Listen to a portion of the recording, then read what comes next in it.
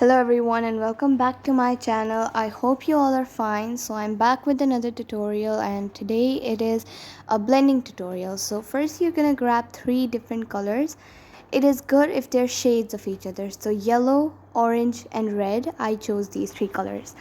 So you're gonna take your first color and you're gonna select one area in which you want to do it. You're gonna do it, then do the second color in its area, but for the second color you're also gonna do it on top of the red a little bit.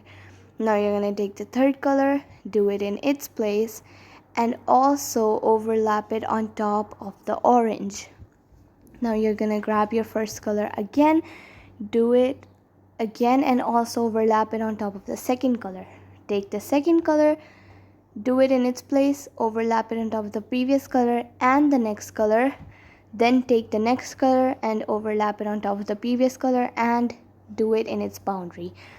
This is called the layering process because we are layering them on top of each other, overlapping them, and we are going to do this again and again and again until they are blended. So you can see that I am repeating the steps over and over and over again, and then you will see that at the end it's going to be blended. So you're going to do 3 to 4 layers, and in the last layer you're going to press hard and they will be blended.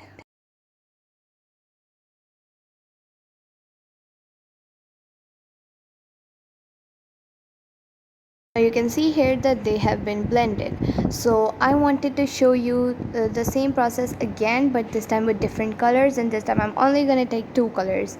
The process is same no matter how many pencils you're using, 3, 4, 5, 2.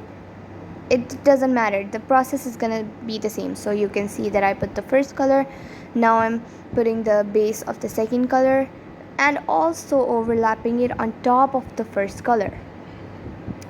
Then I'm gonna take this first color again and I'm gonna do it in its place and also do it on top of the next color. Take the second color again and then do it in its place and on top of the previous color, and repeat this step until they are blended.